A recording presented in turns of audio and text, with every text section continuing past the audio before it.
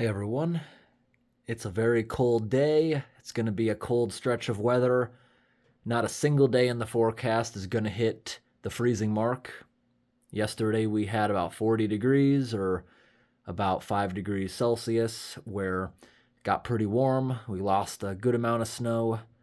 We had maybe a little over a foot. We lost about half of it.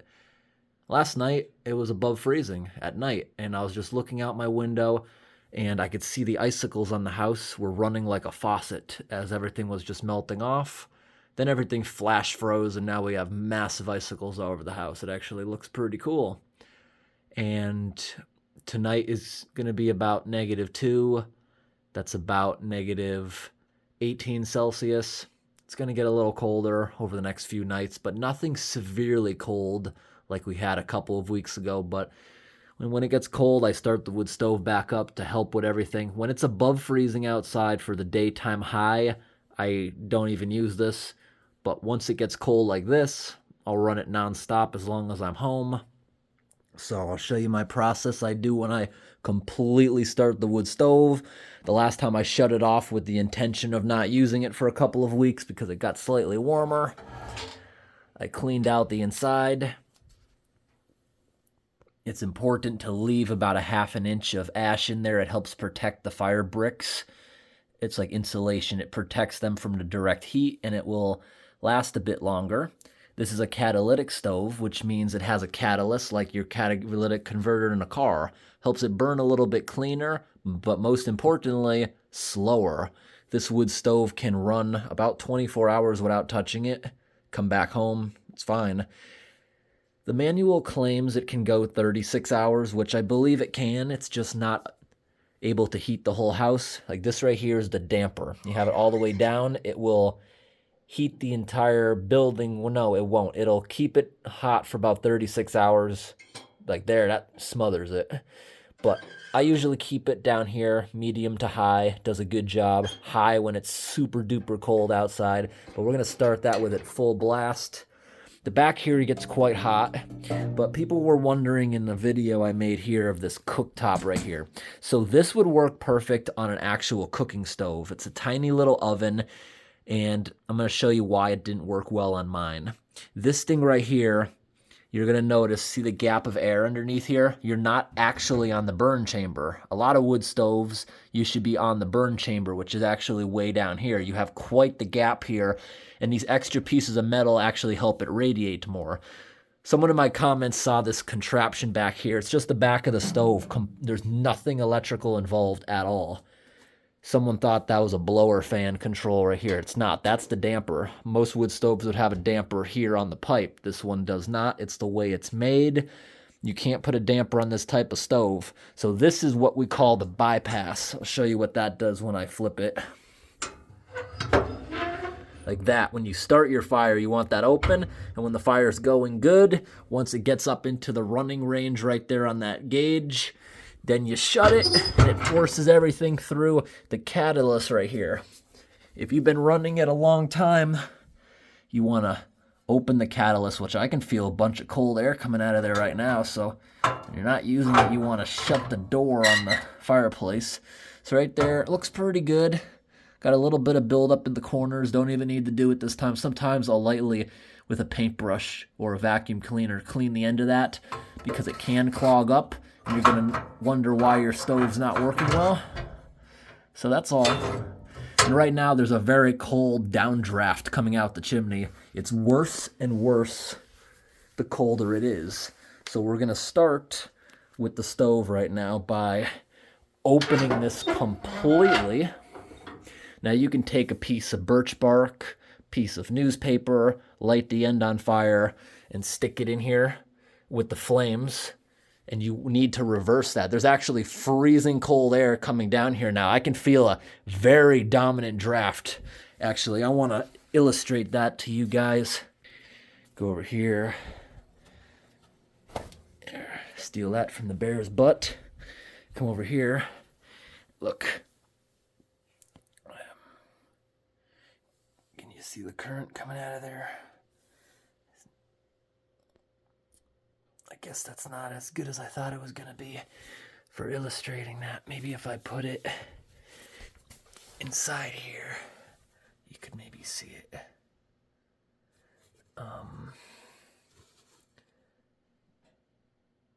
Now you can see it flapping a little bit. Well, there's a good draft coming out of there, and you have to fight the draft. If you build a nice little teepee in here, build a nice little fire to kindle, you start it up with the cold air coming down the chimney, all the smoke's going to go in the house. So,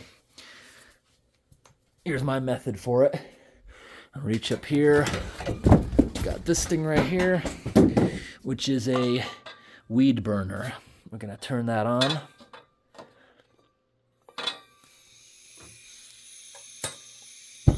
Like that. Stick this in here for a little while, right at the chimney.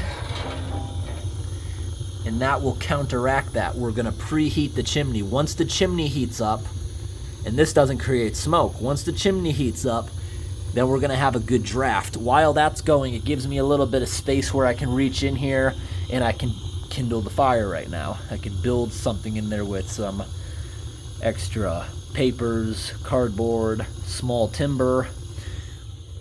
And while we're doing that, if it's sucking out, it also helps a whole ton. If you have a window in the room, we're gonna crack the window. Freezing cold air is coming in now. We got that coming in, and it's gonna use this to escape. Literally all the smoke's gonna go out. And we're also gonna shut this door in case we do make smoke, but I think we're doing pretty good. I don't think there's any smoke gonna come in the room after preheating that for like 5 minutes. We don't want smoke going into the house. Just because I have a smoke detector on the ceiling that I can't shut off, that is connected to the fire department. I thought that was a good idea living in a rural area. If I'm not home, it'll send me a notification. It also calls the fire department. And another big plus to it is it will also notify me if the building gets below 50 degrees or 10 degrees Celsius, meaning the furnace likely failed when I'm not home. And that'll notify me so I have plenty of time to make sure the pipes don't burst. I always save these. This stuff comes with, usually with Amazon orders. I'm so glad Amazon started giving this, which I actually have a use for. They used to give those plastic balloons. They were fun to pop or even drive over, but no, this is good for the fireplace. And with the log splitter, I make these tiny little pieces. This is pine. Burns really good but fast. You can burn pine. There's a myth that it will burn your house down because it creates residue in the chimney. Any wood creates residue in the chimney if it's not seasoned. This stuff is fine, but sometimes you do have to season it longer for sap to dry up. And that's probably where the myth came from. Most of my property is pine. Pine has a BTU value of only about 40, maybe 60% of hardwood. The best stuff you want to use is oak, which we don't have anything like that. I've never seen that in northern Maine, actually. But we do have a lot of maple, which is pretty good. A lot of birch, which also is good to burn. But you don't really want to use pine all the time, not because it'll burn your house down, but especially with this catalytic stove, you don't get as long of a burn time. You burn through it too fast. That's the biggest thing. So that's why I order a lot and subsidize it. I actually burn about half and half when I'm in here. So, actually at the moment, I don't think there's actually a single piece of pine in here, but I got my flatbed trailer right outside the window. So when I'm done with this, what I typically do is, because in the winter, sometimes it'll come in with a little bit of snow on it, which isn't good. Wet wood and unseasoned wood is what creates buildup in your chimney, which will start a fire. I actually had a chimney fire year one because I was burning stuff that was covered in snow. Even though it was seasoned, it covered in snow. The moisture goes up and it sticks in the chimney, making this nasty creosote. And what happened was, when you make this fire, you got to make sure it doesn't get too big. You got to control it. You got to shut and crack the door, because if the flames go up the chimney with this thing open, that is what catches it on fire. How did I know that was a chimney fire? Well, I saw fallen, molten stuff outside the window just hitting the ground. But there was snow on the roof, so it didn't cause a fire. And the chimney is rated to many thousands of degrees of temperature. So, yeah, it didn't damage a single thing. It actually burned itself out by the time I got to it. I did spray the fire extinguisher in there, and It put it out immediately, but turns out it was probably 90% burned out itself anyways at that point. So if there's snow on the roof, I don't really think I have to worry about that issue as much. I'd be concerned with an asphalt roof if I didn't have snow. But then once this gets going, we'll put quite a few of these bigger ones on there. I don't see any in here at the moment, but we like to call them all-nighters. A super big piece of wood where you can only fit like 2 or 3 of them in there. Thicker pieces burn longer, but they take longer to season too. Like if you got a thick piece of oak, typically it'll season 2 inches into it a year. So if you got a giant piece, you're gonna have to wait like 2 years. And that's from both ends. Like if this was full, it would season about 2 years, so maybe just a little bit more than a year. So we can maybe stick one of these big pieces in there. And now I'm reaching in here. I still feel maybe a little bit of cold. So maybe we'll stick that in there even further like that. Leave it way up in the chimney like that for a little bit. Yeah, just like that. Leave it way in there. And that will work pretty good. Preheating it. I've also seen people just use a piece of like I just said, piece of birch bark or anything to stick in there. The birch bark and regular piece of newspaper can actually work better than this because it has a bigger flame. Bigger flame will actually do this faster. But what I'm doing now will get it eventually. Like if I reach in there now, yeah, I don't feel cold air anywhere now. I think we've actually successfully got this thing to reverse its flow. And you can check by at the joint right here. Still pretty cold. We'll give it another minute. Well, while we wait for that, let me explain something else. This is something else that I do as a preventative measure. The wood stove company recommended it. You see this stuff right here?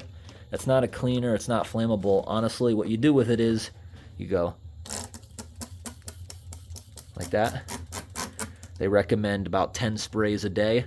Now that wet piece of wood, you throw that in the fireplace. Now this, when that is vaporized, you want this moisture to get inside the chimney. That actually helps creosote fall off. That's this stuff right here. It comes from Amazon. That's a bit pricey, these things. But I have not even gone through half of one, and it's been 2 years. I used that wisely, I guess. So now we're gonna feel again. I think we're ready to start. So now we're gonna put it down in here, and this weed burner can actually also help start your fire too. I actually got this thing, I think, at a yard sale for only a couple bucks when I was a kid. When I heard it was a weed burner, I decided to use it like to try to get stuff in the cracks of the driveway, like get all the weeds out of there like it's intended for. It actually sucks for its intended purpose, but I've used it for many other things over the years. It actually works pretty good. Yeah, we do got a little smoke coming into the room, so even with our efforts, some is still coming in here, so focus on that chimney. It's not going to take long though, especially with the window open. I don't think we're going to get much smoke in here, but you see a little bit is coming in. Now those pine is what you want to use to start your fire because that stuff catches fast. Even the hardwood pieces right here, you see the darker ones are hardwood, doesn't quite catch as fast. But I think, yeah, we actually got the wood burning now, so we're going to go ahead and shut the gas off. Doing all this with one hand. And that takes a moment to burn the gas out of the pipe. All right, burning out. And we'll put that away once it cools down. Okay, we got fire going real good in there. It's only been a minute or two. And there we go with this. Wrong angle. There we go. Now it's 100% venting up the chimney. No smoke coming in. And hot.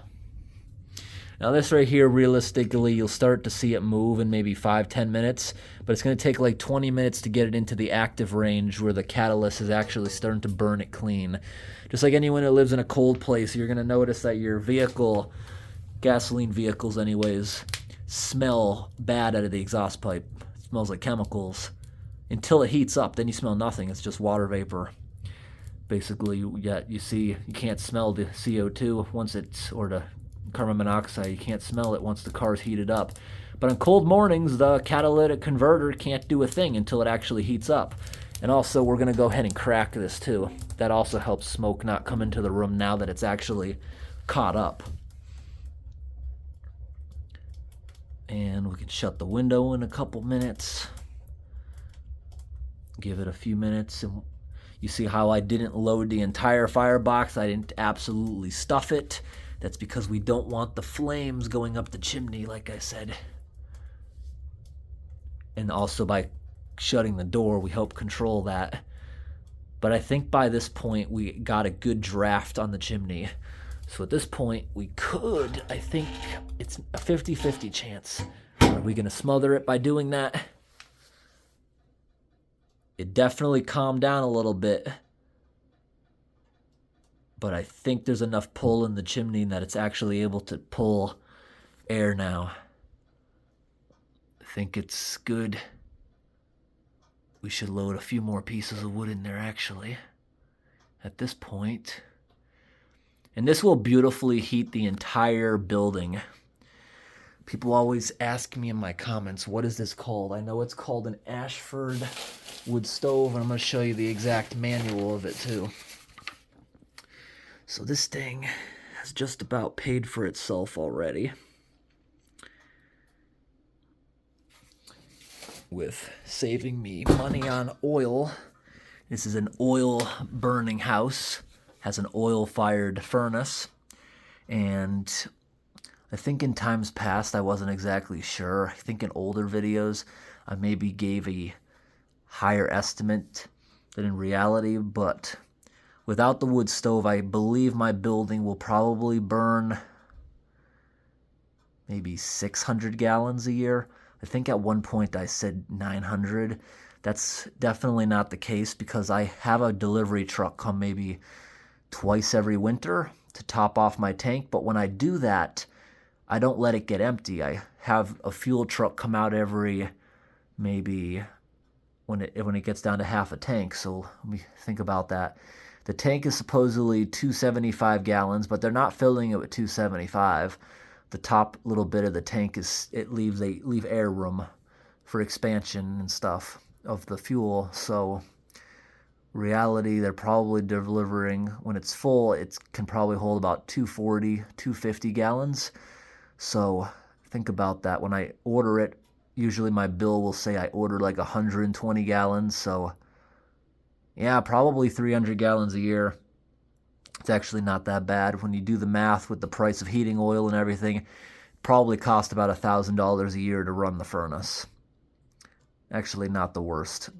The reason I got this, I believe, this was the year after COVID when they started, when gas prices were so high, because after COVID, the production was so down, and then people started suddenly driving, and none of the oil companies were drilling, so that's when prices got up to like $6 here. That was a bad year. Doubled the price of heating oil. And right now, outside the open window, I can hear dripping. There's like a good amount of snow on the top of the chimney cap. That's what it's melting off right now. So, what does firewood cost? It's actually a lot cheaper. So, I ordered 3 cords of firewood, the hardwood stuff that I'm mixing with my own evergreen trees that I split myself. I also have a bunch of aspen in the yard, but really no hardwood. If one of my maple trees were to fall over, I'd cut it up and burn it, of course. But I'm not cutting down any of my maple trees unless I have to, because I want to make maple syrup. I love my maple trees, and I don't have many of them on the property. Maybe only 10 mature ones, so I'm not going to cut those. Got a ton of small ones, though. But that being said, I ordered 3 cords of firewood, and I'm trying to think what I paid. I think I paid $275 a cord, and I still have a good amount of it. I probably only burn a cord of firewood a year, mixing my own into it, maybe 1.5 quarts a year. So that being said, using the wood stove is like half the price of the oil burning furnace. And that's if I buy it. Since I'm subsidizing it with some of my own stuff, I did buy a log splitter from Harbor Freight. It's decent enough. It was only like $200 or something. But so far, I'd say this thing probably just about paid for itself on year 3, or it's pretty close. It was a $4,000 wood stove. It was almost double that to install it. The double-walled stainless steel pipes running up the outside of the house, up 2 stories of building, is extremely expensive. This is a 1-story house. You see, we're in a basement right now. It's called a raised ranch when it's only half basement. So it has half a wall to go up, a full wall, then it has the peak of the house to go up, so about 2 floors worth of pipes. And those stainless steel pipes on the outside are very expensive. You see, it's got a 45, it goes outside, 90, goes up to the roof, another 45, another 45, goes through the overhang of the house to a chimney cap. So every turn you make on a chimney, the harder it is to get that draft going. If this pipe was straight up through the roof, like if this was in an upstairs room and it went right through there, it would actually vent very fast if there was not a single curve in the pipe. It would vent a lot faster. Why did I not put this up in my living room? A couple reasons for that. I didn't buy it to be a centerpiece or because it's pretty. I bought it to heat the house, and you want it in the basement. It will heat. It makes all the floors on the second floor, I should say the first floor, because this is the basement. Makes it feel like you have heated floors once this thing gets up to temp, because you see that thermometer there? It's reading about 75 Fahrenheit.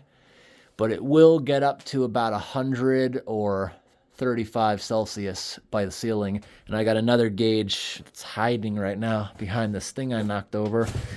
Perfect room temperature, about 21 Celsius or 70 Fahrenheit in here.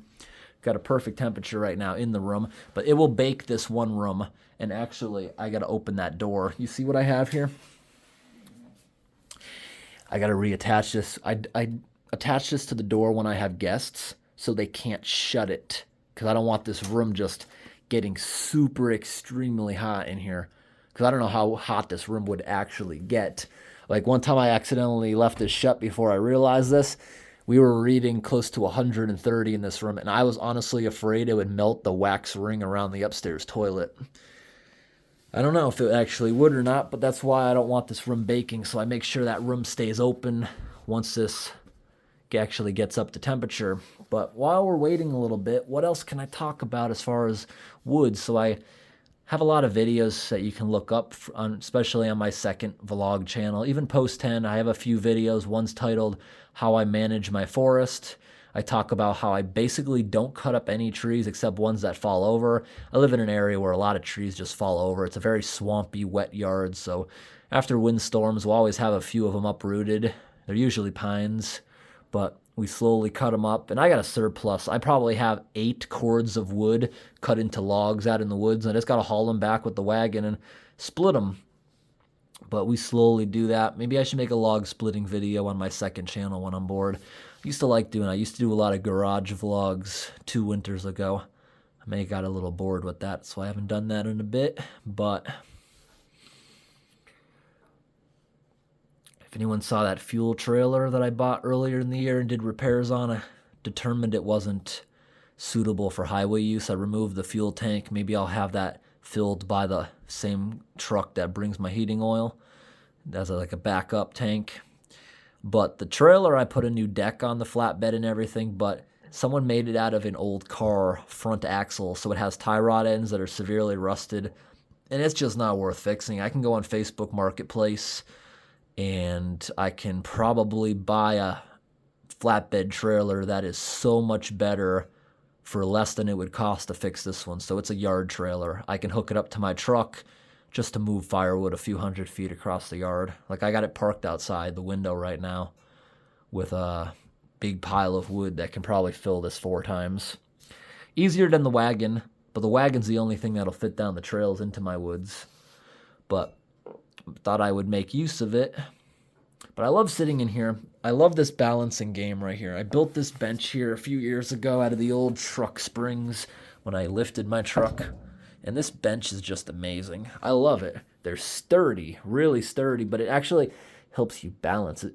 I've even stood on it a few times, and it's very entertaining bench.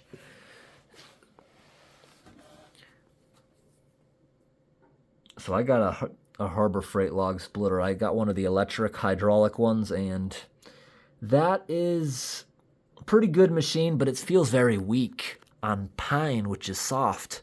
Hardwoods, I never tried it, but I would not recommend anyone buys that. I'd recommend you buy a higher end one or a gas one. The gas one is what I would buy if I ever buy another one.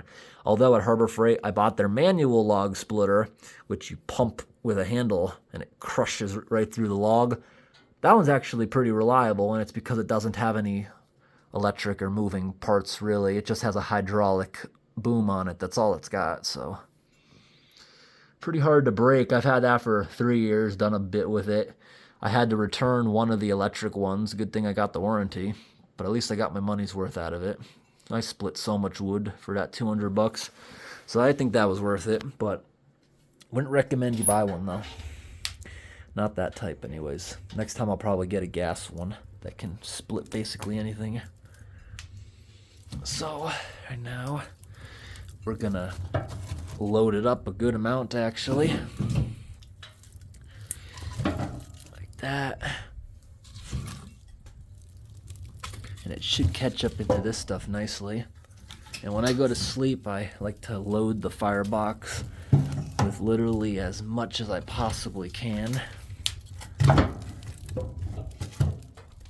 I don't think we're gonna smother it at this point because we're already starting to create some coals down in there. Put a couple more in. But I have this nice bin right here, then I don't have to keep going in and out of the house multiple times a day.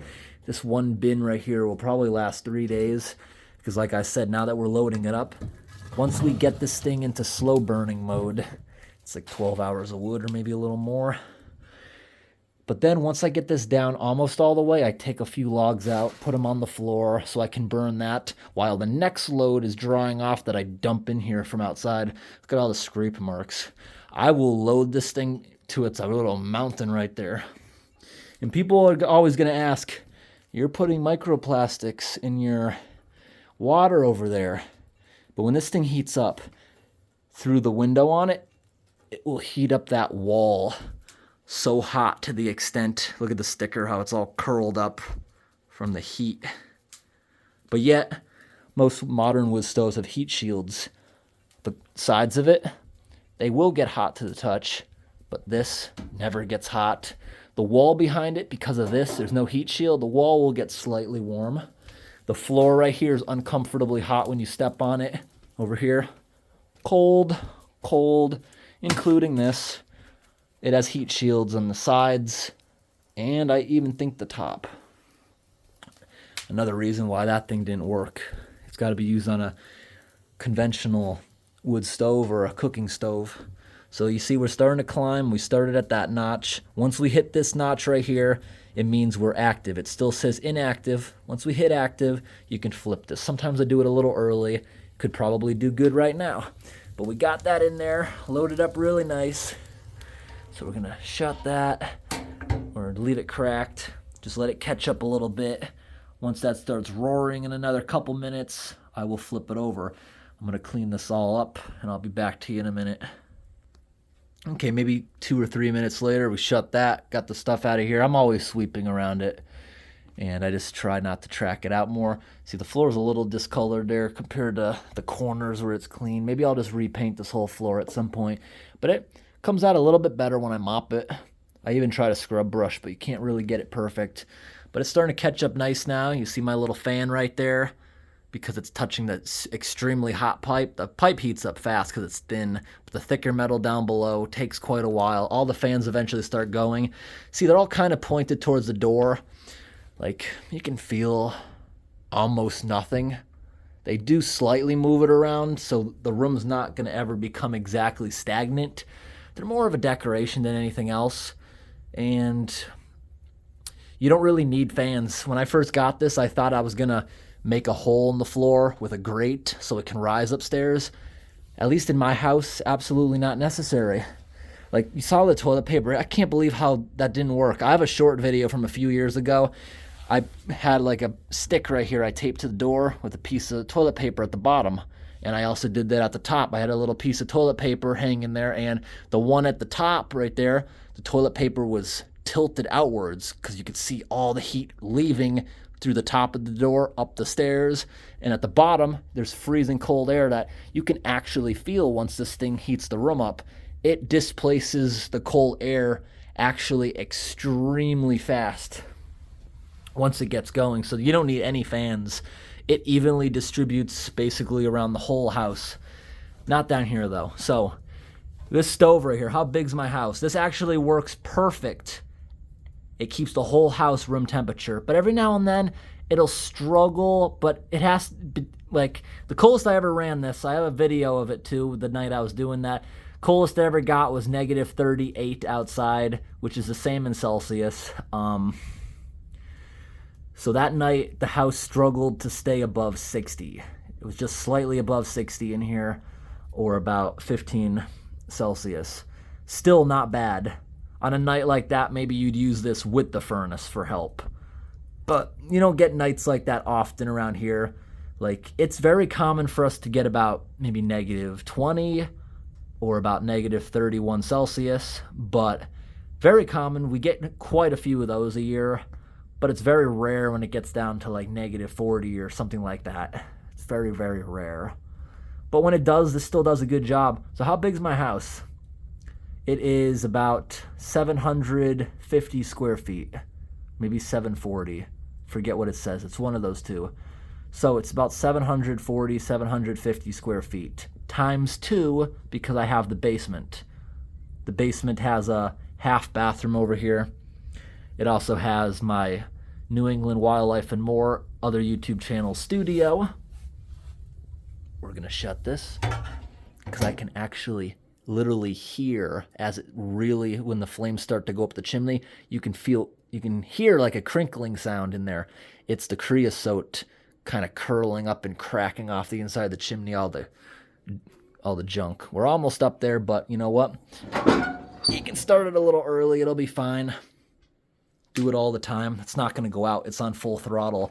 If you turn the damper a little bit, it'll actually smother it a little bit, but it's still burning because the catalyst is actually like a secondary burn chamber. You're burning up the smoke, and that actually produces you more heat while being efficient. Most wood stoves are 60% efficiency, meaning 40% is lost up the chimney of your heat. This is in the 80s. So this thing has a much higher efficiency than the older stoves, so it keeps your house a lot warmer for a longer amount of time. Those fans, I better gonna start up any moment, because now actually that's not even getting hot yet. But see the little bit of soot? You see that? You get a little bit of soot like that when you clean it out. So things in the room do have to be dusted, but it actually never leaves the room. You don't find severe dust anywhere else in the house since I've been burning wood. So yeah, double that. How big is the floor space with the basement, having it downstairs? So it's more efficient downstairs, and I think I got kind of tunnel mind, or whatever you call it, because I didn't finish what I was saying earlier. Oh, the furnace just kicked in. Well, pretty soon this will start baking it so that it won't have to keep turning on. So what I was saying earlier is why I didn't put this upstairs. People might put one of these upstairs as a decoration. There's a patch on my living room ceiling. There used to be a wood stove in there. I'm going to tell you why. So that's going to make the living room hot. It's going to make the upstairs hot. It's not going to make the floors in the bedroom and upstairs bathroom warm because it's not underneath you. Also, having it in the living room, it's going to, even with the insulation, it's probably going to melt a little bit of the roof because it's not the best insulation up there. It would cause ice damming. Don't want it upstairs. And it's a waste of space in the living area. I think it would get too hot upstairs, and it would leave the downstairs absolutely freezing, where it would cause hazards of pipes bursting because the furnace isn't running. And that being said, I made a video a while back making my furnace use the stairs as a return vent. Best decision I ever made, because now the basement actually gets warmer because it is circulating a little bit better actually. So this is actually catching up really nice now. Very nicely. And I'll poke at it every now and then. And when you reload it with the ash in there, you kind of want to pull everything forward. You want to make a flat bed of glowing red coals before you put more on there. And when you open it, here's what you do when you want to add wood. First you got to do this so the chimney starts sucking hard. Then you want to crack it, wait like 5 seconds to make sure it's sucking all the smoke so it doesn't come in here. Then you can open it, then you can add stuff. If I would have opened the door really fast or didn't do this, you're going to get smoke in the house. So we go ahead and shut that again. And sometimes if it's flaming like that, you want to be quick because the flames are also going up the chimney if you're worried about that, which I am. There, now it's back. We can even start controlling this right here, throttle that down a little bit because we're actually just hit active. Now the flame will start to choke itself out a little bit. We can do it a little more. Good. Well, I just wanted to show a little bit about this process. This is more of a vlog than anything else. It's unscripted. Just showing you the process of this stove. I've had good luck with it for years. People also ask why I don't put a pot of water on there so the house doesn't get too dry. Never really had an issue like that. See, middle of winter, but we have a very high water table, so it usually keeps pretty good. It'll drop us back to the upper 20s or something in the basement. Upstairs actually stays in the green because I got another one of these upstairs. Even with this running nonstop, it'll stay in the green, and that's because I think I got a lot of houseplants. I have a living Christmas tree that's almost 7 feet tall. Got a monkey tree that's 8 feet or so. Got a lot of big plants. I also got a cactus that recently got to 4 feet. And those all help put moisture in the air too. A bunch of massive plants. That Christmas tree is fat too. It probably has a diameter of 4 feet now. I'm sure that helps out. Watering those all the time. But yeah, every now and then it gets a little dry, but it doesn't really bother me. This house had a lot of mold actually. When I bought it, this room had beautiful wood paneling. It had a ceiling. There's still a little piece. I was too lazy to take the fan down when I demolished everything. There was a jacuzzi tub in there, a beautiful bathroom, and I didn't build it back. Didn't feel like it. I don't need 2 bathrooms. I don't need 2 bedrooms. Right now it's only a 1-bedroom house. There's only 1 bedroom upstairs. So upstairs is basically a copy of what was down here, a bed and a bathroom, kind of like an offshoot in a motel room, basically. But they didn't do it right. They didn't use the right sheetrock. They didn't use the right anything. When I removed the jacuzzi tub, I'm so glad I did. Every inch of the sheetrock behind that tub was black mold. You could smell it. We removed everything. The house hasn't had an issue since. So this house foreclosed many years ago, and the bank never winterized it. The well was still on, pipes all froze, and when they defrosted, they leaked in certain areas for years. Not to mention, when I removed the bathtub, there was no concrete floor. There was just a pit of gravel with sitting water, which contributed to the mold. Someone rushed when they finished this basement. They didn't do it right, or they didn't realize how high the water table is. The water table actually sometimes gets higher than the floor, so we have a perimeter drain that collects it during the spring thaw, brings it over to the sump pump pit. I don't trust the sump pumps, so I had a drain line dug off the hill so it can never back up again and have that sort of issue. But we solved those issues. I like heating with wood. It's also entertaining, but also it can get time consuming. Year 1, it was so fun. I ran this thing almost a whole season 100% on wood from the property, but that's a lot of work. You got to cut up logs, you got to haul them back to the house, you got to split them, then you got to stack them, then you got to move them again, stack them next to the house, bring them in here. A lot of work to it, and it's backbreaking moving all those logs all the time. It's also very, very time consuming, so that's why I burn like 2/3 of wood that's not mine. Just another reason, the wood on my property again is not very good. But when you're bored, it's entertaining. Log splitter's a lot of fun. Sometimes you find grubs and worms inside the middle of the wood, rotten stuff. Every now and then. Pine is also, like, a lot of my property's pine and balsam fir, which is evergreen. It's knotty wood. What that means is when you log splitter goes through it, there's a bunch of fibers still holding it together that the log splitter can't get apart. Hardwoods actually split a lot easier, supposedly. I guess. It depends. Up north, our hardwoods are pretty straight, but I guess if you have a big old growth one that's really fat with a lot of branches, I bet that would have a lot of knots in it too. But I have no experience with that. I've never cut down a tree like that. Probably 90% of the trees I've cut down in my life are balsam fir, because that's all we got up here. Cut down 2 massive white pines because they were dying, and I was afraid of them falling on stuff. Maple, though, can't say I ever cut a mature maple down. No. Cut down a bunch of aspens because those trees are weak. They always fall over in storms, and I didn't want them near the house. Can't say I ever did. Well, this is going to run nice now. You see how low the flame is? We controlled the flame with the damper.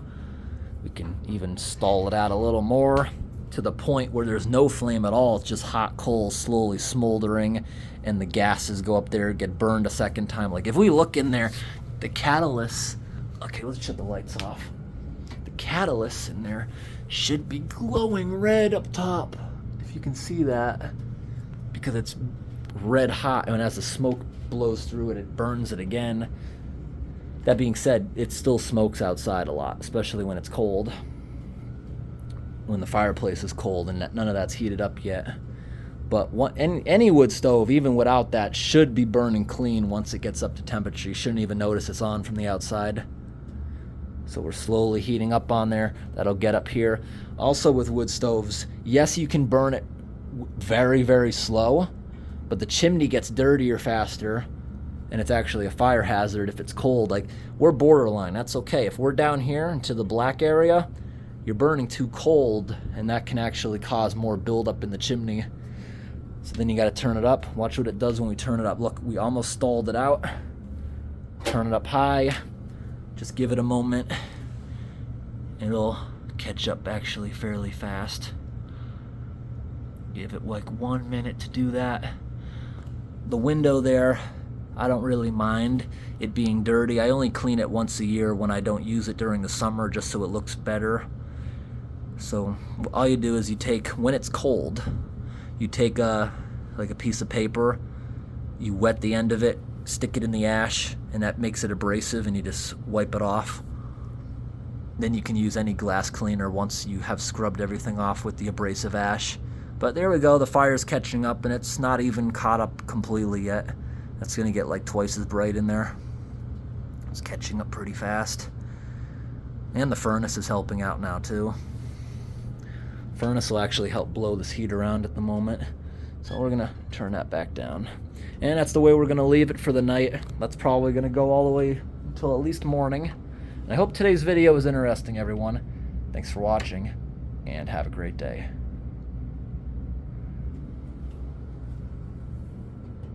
These are almost about to turn on. Ooh, ooh, ooh. They want to turn.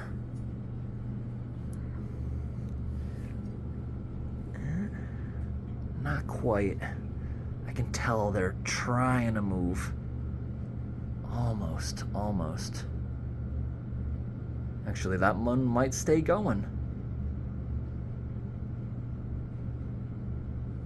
Oh.